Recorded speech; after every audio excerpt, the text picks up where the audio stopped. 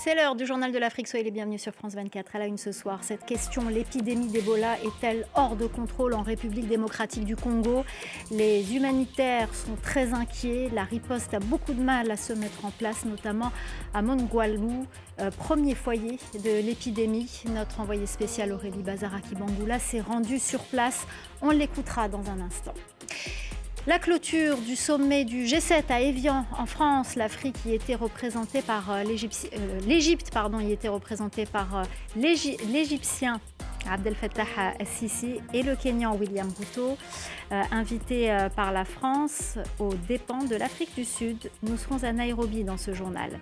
Et puis l'affiche du soir, la République démocratique du Congo face au Portugal. Les Léopards ont décroché le match nul face à la Seleção du Portugal. Compte rendu du match avec notre invité Silver Henry Cissé, journaliste, conférencier, spécialiste du sport. On fera également le point et un bilan des premières rencontres des équipes africaines à la fin de ce journal. Un mois après la déclaration officielle de l'épidémie d'Ebola dans l'est de la République démocratique du Congo, la riposte prend du temps. Elle est parfois même difficile à mettre en place. C'est le cas à Mongwalu, premier foyer de l'épidémie. Cette épidémie est-elle justement hors de contrôle? Les humanitaires sont en tout cas alarmistes. Notre envoyé spécial Aurélie Bazaraki-Bangoula était sur place à Mongwalu. Écoutez.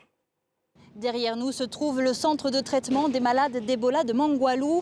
Mongwalu qui est le premier foyer de l'épidémie. Alors le centre s'est installé au cœur de l'hôpital et ici les malades arrivent tous les jours. Nous avons vu une famille venir en moto déposer son enfant qui tenait à peine debout. Il a été testé positif au virus Ebola et a été pris en charge par les équipes médicales. À côté d'eux, une autre famille attendait le corps de leurs proches décédés dans la nuit. Alors à Mongwalu, les alertes s'enchaînent. Mais la zone manque de tout, d'ambulances, de médicaments et même de places. Médecins sans frontières a monté un centre d'une quarantaine de places pour les malades et l'organisation humanitaire est déjà en train de faire sortir de terre un autre centre juste à côté. Mais ici, l'un des plus grands défis, et les équipes le disent, c'est de convaincre les malades de venir dès les premiers symptômes. Mongwalu est composé de 12 aires de santé. On est passé petit à petit de quelques aires de santé.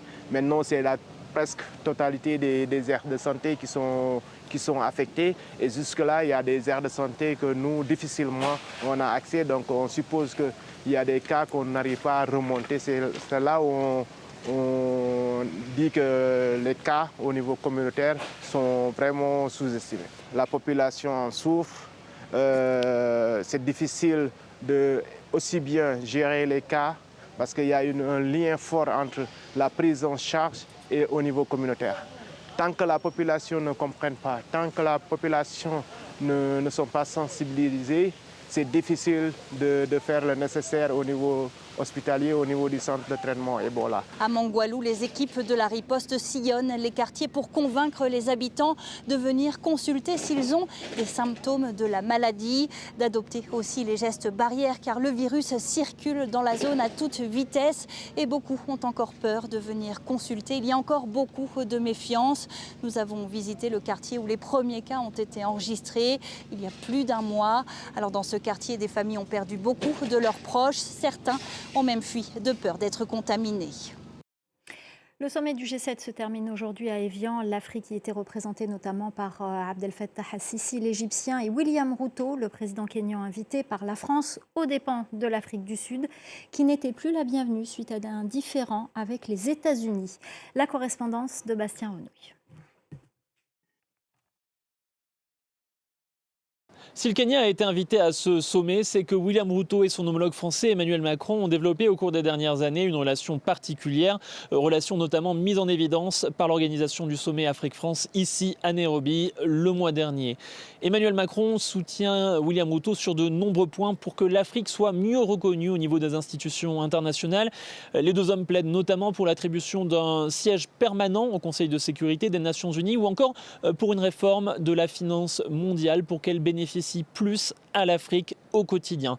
Lors d'un discours devant les membres du G7, William Ruto l'a d'ailleurs affirmé, l'Afrique emprunte à des taux bien trop importants pour pouvoir permettre son développement. Elle n'est pas assez reconnue par les institutions internationales et par les grandes puissances économiques de la planète. Il a notamment fustigé le Fonds monétaire international ou encore la Banque mondiale.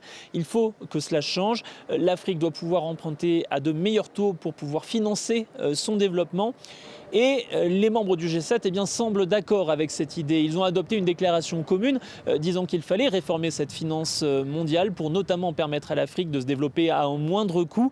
Mais voilà, encore faut-il que ces déclarations soient appliquées sur le terrain. Ce n'est pas la première fois que de grands objectifs sont annoncés. Dans le passé, les membres du G7 ont notamment déjà dit qu'il fallait arrêter d'exporter des matières brutes du continent pour qu'elles soient utilisées sur place, pour qu'elles soient développées dans des produits finis sur place, afin qu'il y ait plus de valeur ajoutée à l'export. Mais jusqu'à présent, trop rares sont les pays étrangers et les entreprises internationales à avoir appliqué ce discours sur le terrain. À Madagascar, 2 juges de la haute cour constitutionnelle ont démissionné. Une décision politique majeure dans un pays en pleine transition. Ces 2 hauts magistrats étaient dans le collimateur du parquet pour avoir validé une requête visant à destituer l'actuel chef de la transition.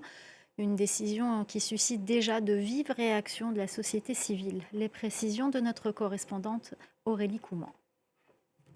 C'est pour l'intérêt supérieur de la nation et dans un contexte d'apaisement, nous a confié le juge Merlin Ranjanasan pour confirmer et justifier sa prise de décision. Aux côtés de son collègue Noelson William, le haut conseiller a décidé de mettre fin à ses fonctions après plusieurs démarches visant à les écarter. Effectivement, ces 2 juges faisaient partie des 4 membres de la haute cour constitutionnelle à avoir été poursuivis pour complot et atteinte à la sûreté de l'État après avoir été favorables à la recevabilité d'une requête visant la destitution du colonel Michael Randianirin. Et 2 semaines auparavant, les 2 juges protestaient déjà contre une tentative de remplacement à l'initiative de l'Assemblée nationale, une initiative qui avait été largement contestée. Et aujourd'hui, dans le débat public, 2 questions prévalent. Pourquoi cette décision et pourquoi maintenant? Et à cela, le juge nous a confié que selon lui, la séparation des pouvoirs n'a jamais été réellement appliquée à Madagascar. Il note plusieurs immissions du pouvoir exécutif dans les affaires juridictionnelles, ce qui entrave la liberté de fonction de son exercice. Suite à cette décision, 2 nouveaux juges seront nommés dans 8 jours, selon la loi malgache. L'exploit des Léopards ce soir, ils ont tout donné face au Portugal, grand favori de la compétition. Ils décrochent un match nul, 1 partout. Une belle rencontre où les Léopards ont su se ressaisir après un but dès la 6e minute. Écoutez le décryptage de notre invité Silver-Henri Cissé, conférencier et journaliste spécialiste du sport. J'ai adoré ce match parce que nous avons trouvé une équipe de la République démocratique du Congo qui était solide. Elle n'a pas paniqué. Le Portugal avait commencé très fort avec l'ouverture dès la 6e minute par João Neves, un but digne de ce qu'il a pu faire tout au long de la saison avec le Paris Saint-Germain, mais elle n'a pas paniqué et progressivement, elle a remis le match dans les rails et c'était vraiment une RDC que nous connaissions en Afrique parce qu'on est assez solide en défense, qui manque peut-être un tout petit peu de percussion à l'avant, mais qui est très solide en défense. Et c'est ce qui lui a permis, sans paniquer, petit à petit de reprendre le tempo de cette rencontre avec l'égalisation de Yohan Wissa juste avant la pause. C'est un point historique pour la RDC, parce que c'est le premier but que la RDC marque à la Coupe du Monde après celle de 1974 qui a été assez dramatique pour ce pays. Mais là, nous avons une équipe solide qui a montré de très très belles dispositions.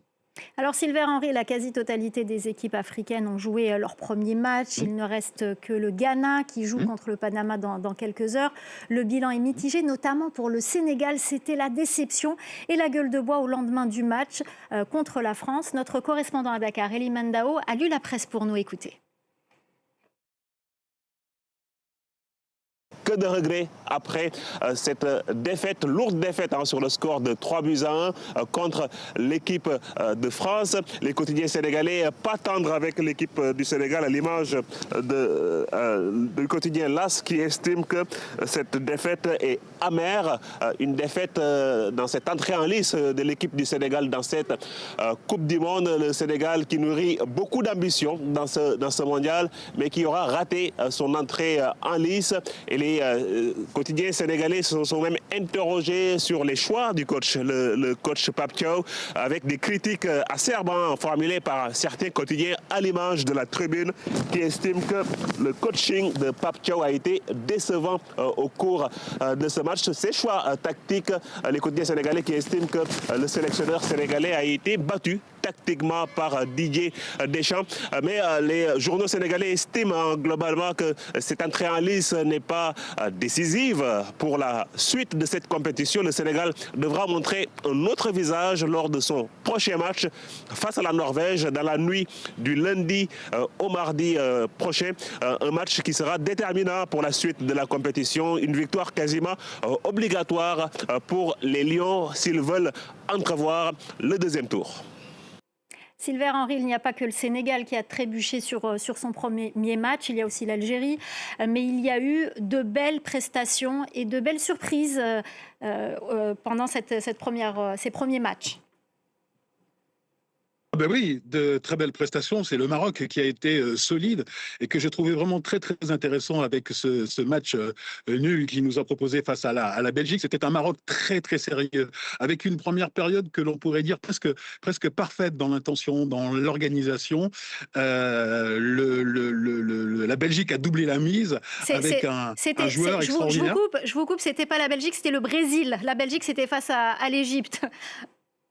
L'Égypte, oui, c'était face au Brésil, oui, tout à fait. Vous voyez, je mélange les pinceaux. C'était face au Brésil. Non, mais c'était un Maroc qui était très, très intéressant. Parce que face au Brésil, qui est une équipe qui a joué plutôt sur les individualités avec ce but de Vinicius.